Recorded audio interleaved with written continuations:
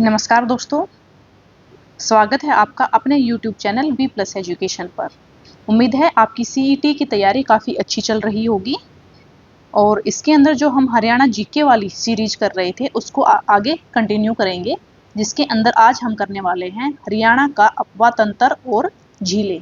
आपको पता है कि जितने भी हमारे प्रीवियस ईयर क्वेश्चन पेपर है उसके अंदर भी झीलें जो होती हैं उनसे संबंधित बहुत सारे प्रश्न पूछे जाते हैं। तो झीलों से संबंधित और अपवा तंत्र से संबंधित हरियाणा के जितने भी क्वेश्चन बनते हैं हम आज की वीडियो में कवर करेंगे।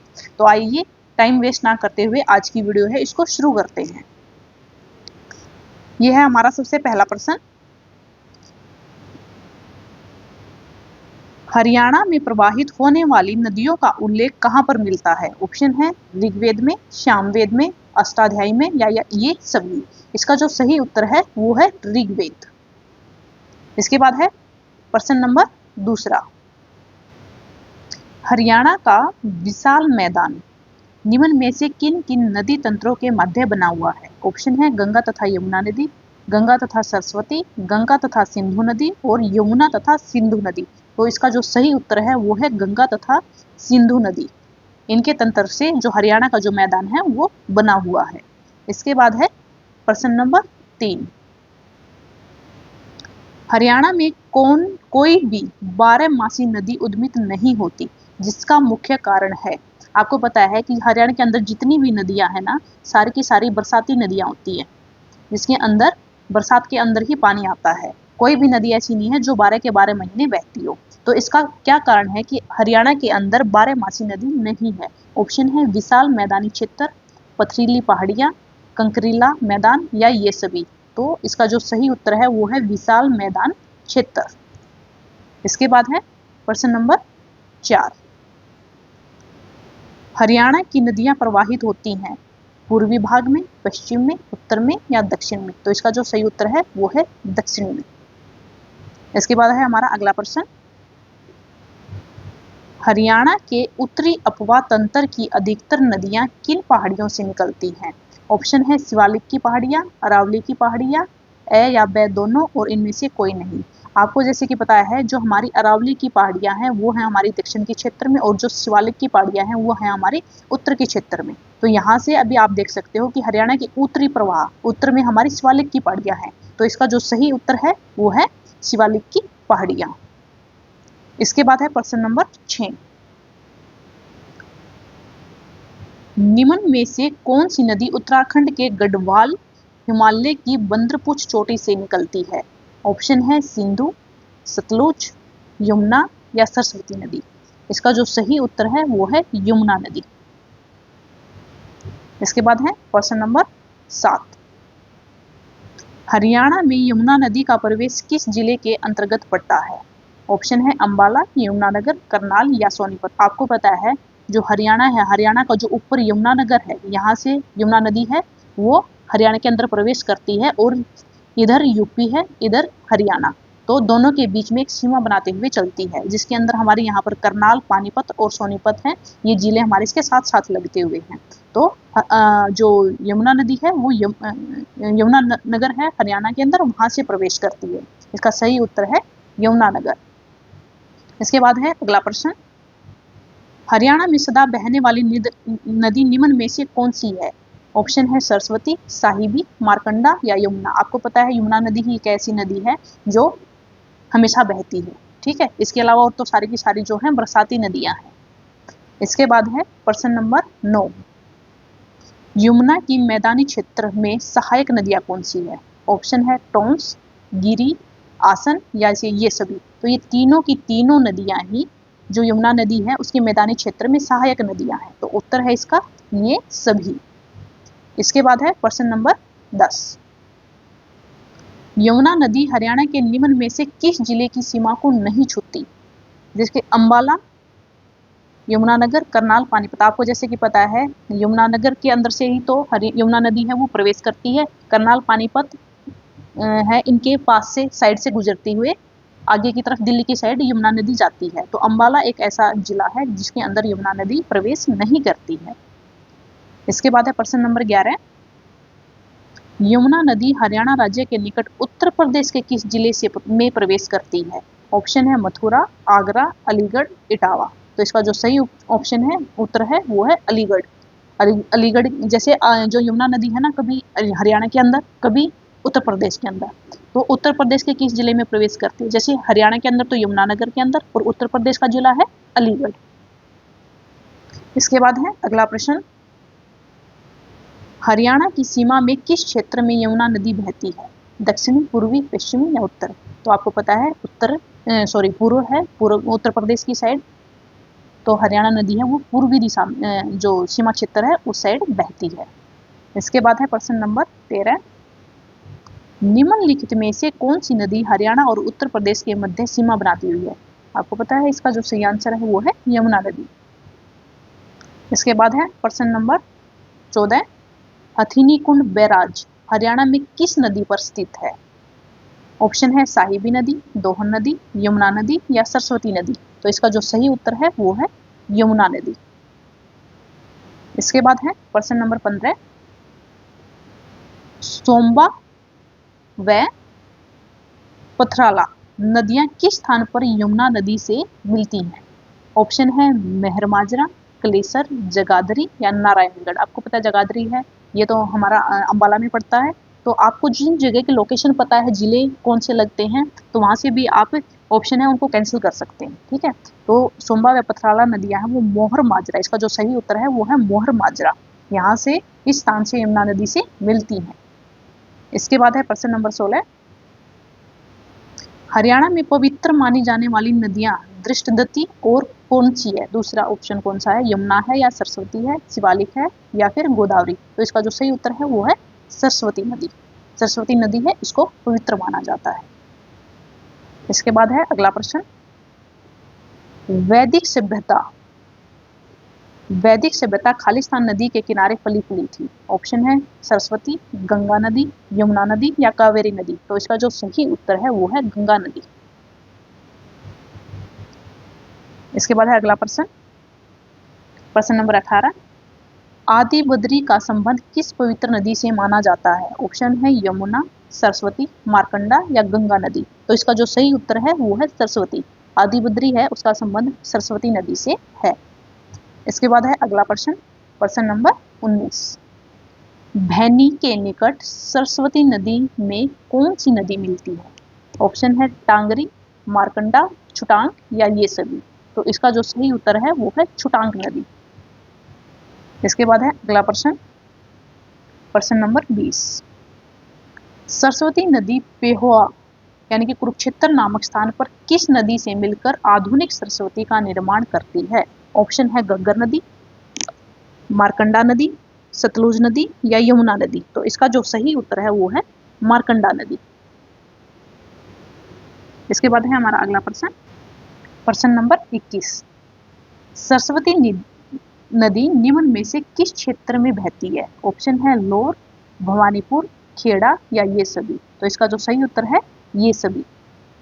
इसके बाद है हमारा अगला प्रश्न, प्रश्न नंबर 22, घग्गर नदी है, मौसमी नदी है, वृत बरसाती नदी है, ए और ब दोनों या इनमें से कोई नहीं।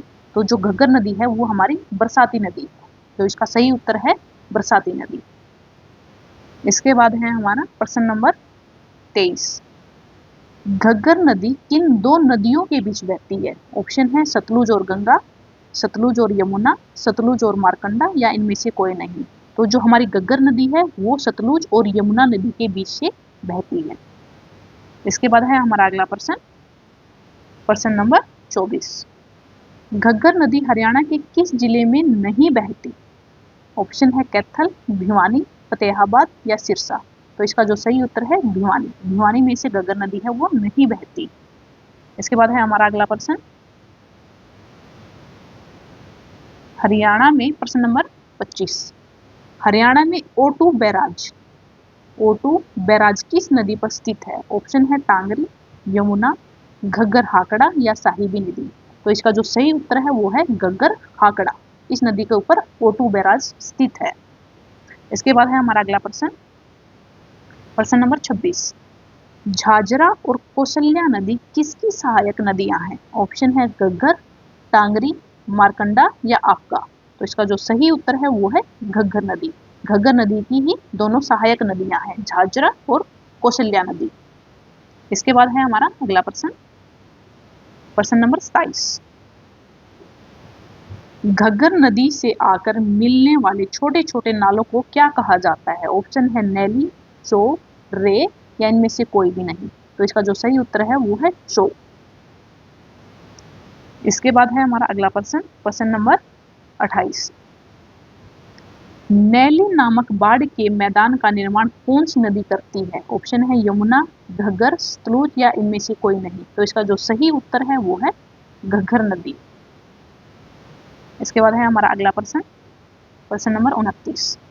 जोया नाला किस नदी से निकलता है? ऑप्शन है घग्गर, यमुना, आपगा या चेतंग। तो इसका भी जो सही उत्तर है वो है घग्गर नदी। घग्गर नदी से जोया नाला है वो निकलता है। इसके बाद है हमारा अगला प्रश्न, प्रश्न नंबर 30। निम्न में से कौन सा नाला दक्षिण में घग्गर नदी से निकलता है? ऑप्शन है लंदोह नाला, तिलपत, सुकर या भूरिया नाला। तो इसका जो सही उत्तर है वो है सुकर नाला।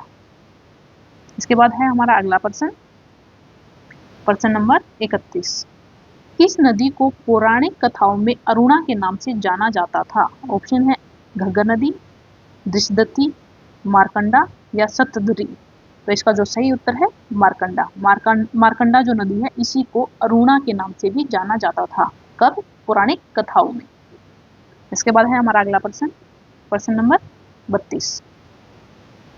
धरतीधर श्रेणियां किस नदी का उद्गम स्रोत हैं? ऑप्शन घग्गर, टांगरी, चेतंग या मारकंडा। इसका जो सही उत्तर है वो है मारकंडा नदी।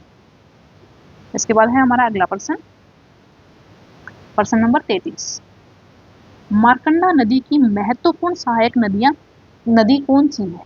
साहिबी, टांगरी, कृष्णावती या दोहन। तो इसका जो सही उत्तर है वो है टांगरी नदी। इसके बाद है हमारा अगला प्रश्न, प्रश्न नंबर 34। शिवालिक की पहाड़ियां बहुत सी नदियों का स्रोत है। एक ऐसी ही नदी कौन सी है? मतलब कौन सी नदी ऐसी है जो शिवालिक की पहाड़ियों से निकलती है? ऑप्शन है टांगरी, गंगा, कावेरी या कपिला। तो टांगरी नदी इसका जो है सही उत्तर है। जो हमारी टांगरी नदी है वो शिवालिक की पहाड़ियां जो कि उत्तर के अंदर है हमारी, वहां से निकलती है। इसके बाद है हमारा अगला प्रश्न, प्रश्न नंबर 35। वह नदी जो सोलन जिले में डागसाई नामक स्थान के पास शिवालिक श्रेणी से जन्म लेती है उसका क्या नाम है? जैसे कि हमने पहले ही पढ़ा था शिवालिक की पहाड़ियों से निकलती है टांगरी नदी। तो इसका जो सही उत्तर है वो है टांगरी नदी। इसके बाद है हमारा अगला प्रश्न, प्रश्न नंबर 36। टांगरी खालिस्तान की एक सहायक नदी है। ऑप्शन है साहिबी, इंदौरी, मारकंडा या घग्गर नदी। तो इसका जो सही उत्तर है वो है मारकंडा। जो टांगरी है मारकंडा की सहायक नदी है।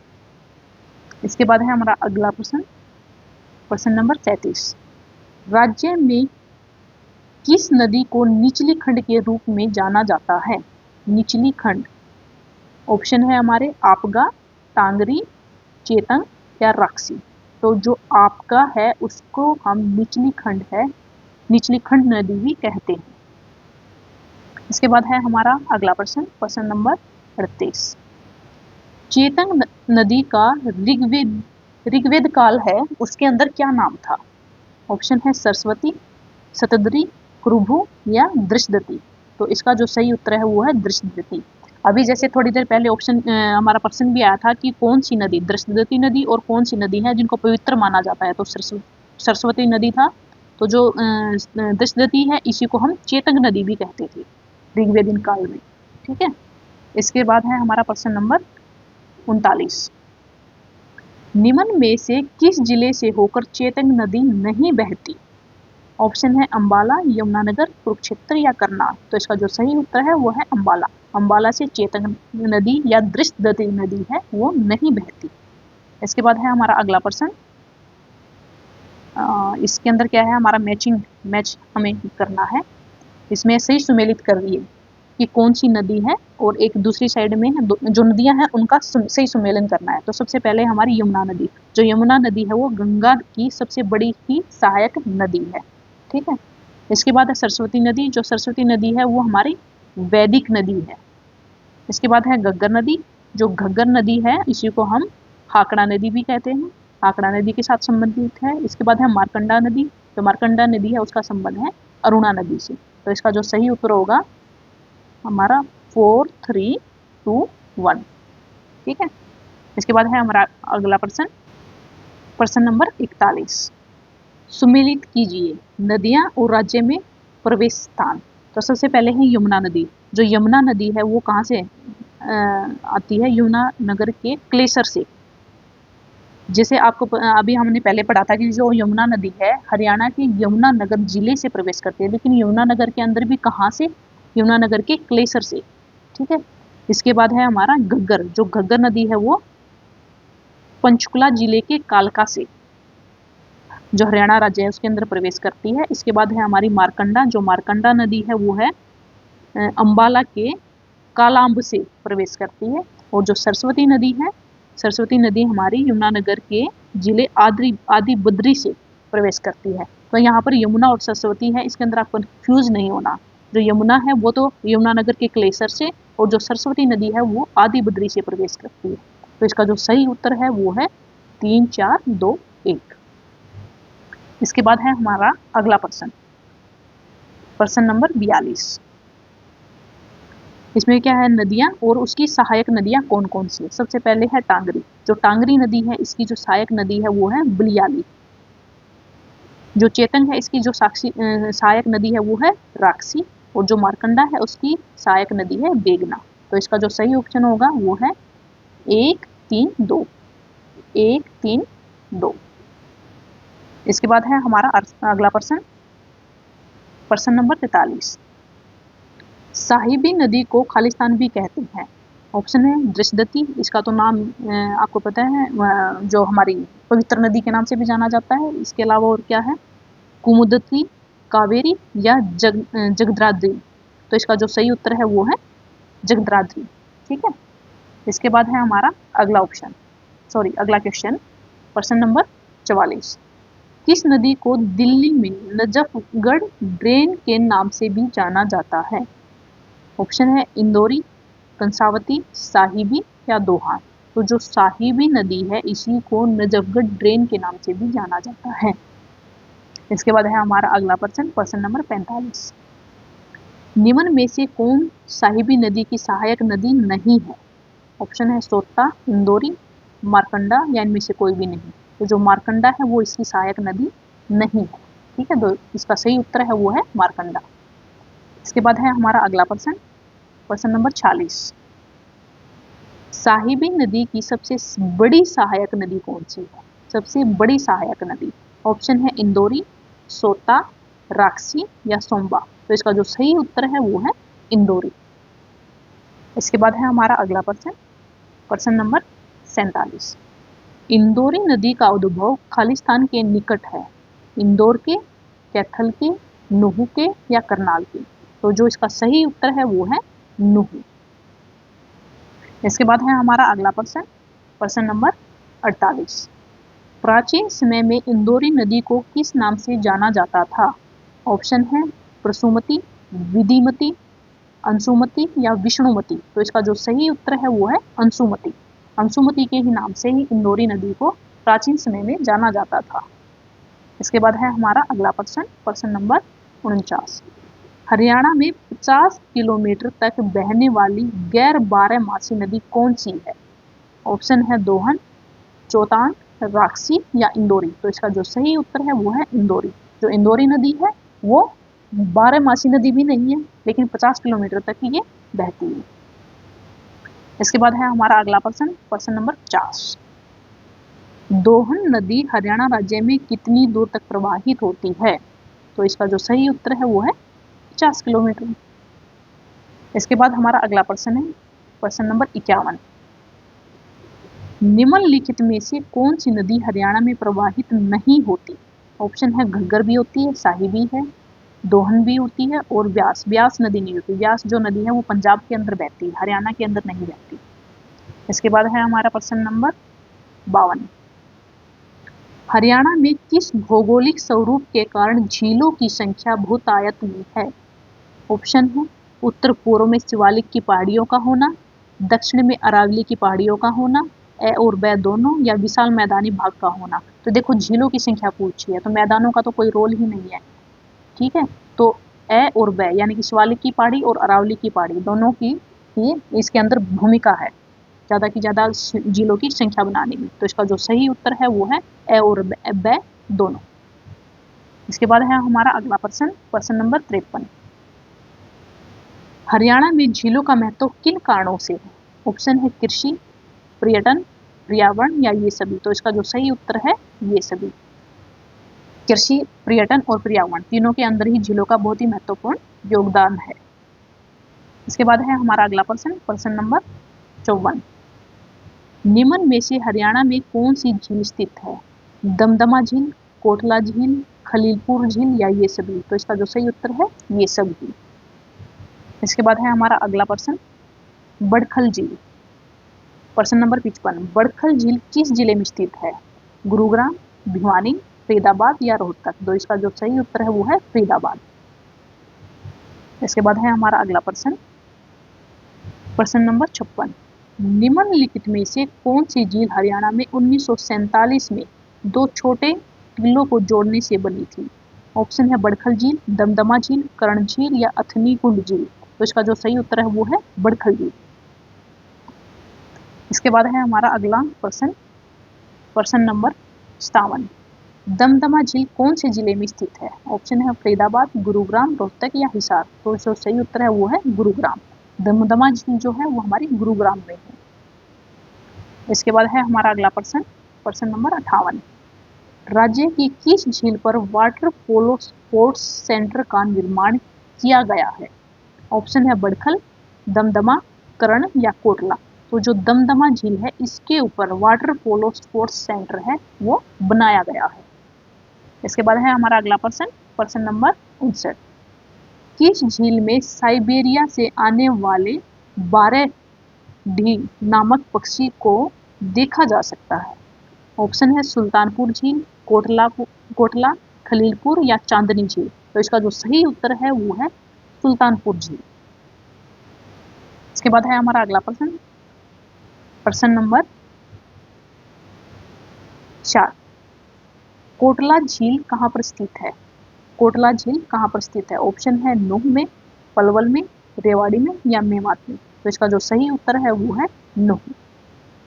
इसके बाद है हमारा प्रश्न नंबर 61। हरियाणा के फरीदाबाद जिले में सूरजकुंड झील को किसने बनाया था? ऑप्शन है राजा नाहर सिंह ने, गुरदीप सिंह ने, सूरजदेव ने या सूरजपाल ने।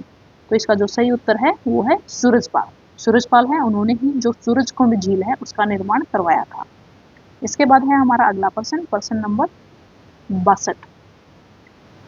भिंडावास झील को किस वर्ष भारत सरकार द्वारा पक्षी अभ्यारण्य का दर्जा दिया गया था? जो हमारी हरियाणा के अंदर जो भिंडावास झील है ना इसको पक्षी अभ्यारण्य का दर्जा दिया गया है, वो कब दिया गया था? ऑप्शन है 1986 में, 1996, 2006 या 2009। तो इसका जो सही उत्तर है 2009। 2009 के अंदर इसको पक्षी अभ्यारण्य का दर्जा मिल गया था। इसके बाद है हमारा अगला प्रश्न नंबर 63। खलीलपुर झील कहाँ पर स्थित है? ऑप्शन है गुरुग्राम, करनाल, सोनीपत या जींद। तो इसका जो सही उत्तर है वो है गुरुग्राम। गुरुग्राम के अंदर खलीलपुर झील है वो स्थित है। इसके बाद है हमारा अगला प्रश्न नंबर 64। हरियाणा के करनाल में प्रसिद्ध झील का नाम क्या है? जो करनाल के अंदर हमारी कर्ण झील है, ठीक है। ये सभी को पता है, फेमस भी है और पहले भी कई बार जो प्रीवियस पेपर हैं उसके अंदर पूछी जा चुकी है। इसके बाद है हमारा अगला प्रश्न नंबर 65।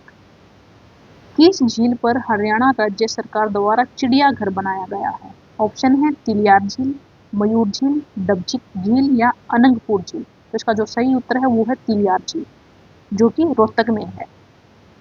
तिलियार झील है, रोहतक में है, यहीं पर आपको चिड़ियाघर है वो भी देखने को मिलता है। इसके बाद है हमारा अगला प्रश्न नंबर 66। किस झील के अंतर्गत स्वर्ण जयंती हेरिटेज पार्क बनाया गया? ऑप्शन है चिल्ली झील, धोज झील, मयूर झील या बसई झील। तो इसका जो सही उत्तर है वो है चिल्ली झील। चिल्ली झील है उसी के ऊपर हेरिटेज पार्क है वो बनाया गया। इसके बाद है हमारा अगला प्रश्न नंबर 66। निम्न में से कौन सी झील मृत प्राय है? ऑप्शन है बीबीपुर, डबचिक, अनंतपुर या इनमें से कोई नहीं। तो इसका जो सही उत्तर है वो है डबचिक झील। इसके बाद है हमारा अगला प्रश्न नंबर 38। निम्न कथनों पर विचार कीजिए। सबसे पहले है कोटला झील मेवात में स्थित एक मानव निर्मित झील है। इसके बाद है भिंडावास झील हरियाणा के महेंद्रगढ़ जिले में है। नहीं, ये महेंद्रगढ़ जिले में नहीं, ये झज्जर में पड़ती है। इसके बाद है सुल्तानपुर झील हरियाणा के फरीदाबाद जिले में है। ये भी नहीं, गलत है। चांदनी झील खलीलपुर झील से 16 किलोमीटर दूर है। ये ठीक है। तो इसका जो फर्स्ट एंड फोर्थ, पहला और चौथा, ये इसके आंसर ठीक है। इसके बाद है हमारा अगला प्रश्न, सुमेलित कीजिए। इधर झील दिए गए हैं और उसका विस्तार क्षेत्र दिया गया है। सबसे पहले है सुल्तानपुर झील। जो सुल्तानपुर झील है वो 353 एकड़ में है। इसके बाद है कोटला झील। जो कोटला झील है हमारी वो 108 एकड़ के अंदर है। इसके बाद है खलीलपुर झील। खलीलपुर झील है वो 1500 एकड़ में। और जो चांदनी झील है वो है 988 में। तो इसका जो सही उत्तर है 4 3 2 1, 4 3 2 1। इसके बाद है हमारा अगला प्रश्न, सुमेलित कीजिए। इधर झील है, इधर अवस्थिति है कि बीबीपुर झील है वो कहाँ पर है? जो बीबीपुर झील है वो है हमारी कुरुक्षेत्र में। इसके बाद है धोज झील। धोज झील फरीदाबाद में है। टिक्कर तथा ताल झील ये है हमारी पंचकुला में। और बसई झील है ये हमारी गुरुग्राम में। यानी कि 2 1 4 3, 2 1 4 3, ये इसका सही उत्तर है। इसके बाद है हमारा अगला प्रश्न नंबर 71। इधर झील दी गई है और अवस्थिति, यानी कि डबचिक झील है वो कहाँ पर स्थित है? डबचिक झील है वो है पलवल में। इसके बाद है अनंतपुर झील। अनंतपुर झील है हमारी फरीदाबाद में। ब्लूबर्ड झील, ब्लूबर्ड झील है वो है हमारी हिसार में। और इसके बाद है हमारी संगेल झील या उजीना झील जिसको कहा जाता है वो है नूह मेवात में। यानी कि 1 2 3 4, ये इसका सही उत्तर है। इसके बाद है हमारा अगला प्रश्न नंबर 73। तिलपत ड्रेन के नाम से किस नाले को जाना जाता है? ऑप्शन है भुरिया नाला, बादशाहपुर नाला, लुंढोआ नाला और महिंदीबाड़ी। तो इसका जो सही उत्तर है वो है भुरिया नाला। इसके बाद है हमारा अगला प्रश्न नंबर 74। निम्न कथनों पर विचार कीजिए। सबसे पहला है घाटा का बादशाहपुर नाले का उद्गम दिल्ली की पहाड़ियां है। ठीक है। बादशाहपुर नाला गवाल की पहाड़ियां नामक गांव के द्वारा गुरुग्राम शहर में प्रवेश करता है। इसके बाद है लंदो नाले का उद्गम राजस्थान के अलवर से होता है। और महिंदी बाड़ी नाला गुरुग्राम से निकलता है। तो ये सारे के सारे जो हैं स्टेटमेंट जो दी गई हैं सारी की सारी ठीक है। तो इसका जो सही उत्तर है वो है ये सभी। तो आज की जो वीडियो है इसके अंदर हमने सारा सब कुछ कवर कर लिया है। जितने भी हमारे झीलों से प्रश्न बनते थे तो सारे के सारे हमने कवर करने की कोशिश की है। आई होप आपको ये वीडियो है अच्छी लगी होगी और आपके जितने भी डाउट्स हैं झीलों से रिलेटेड वो क्लियर हो गए होंगे। तो ये जो सीरीज है हमारी, जैसे हमने पहले हरियाणा की भौगोलिक स्थिति से किया था, इसके बाद हरियाणा की स्थापना से संबंधित जितने भी प्रश्न थे, और आज की वीडियो में हरियाणा की झीलों और उसके अपवाह तंत्र से संबंधित सारे प्रश्न जो इम्पोर्टेंट प्रश्न हैं वो कवर किए हैं। तो इसी तरह से हमारी सीरीज है वो चलती रहेगी। तो वीडियो है इसको आप लाइक करें, शेयर करें, सब्सक्राइब करें चैनल को। और वीडियो को देखने के लिए बहुत बहुत धन्यवाद आपका।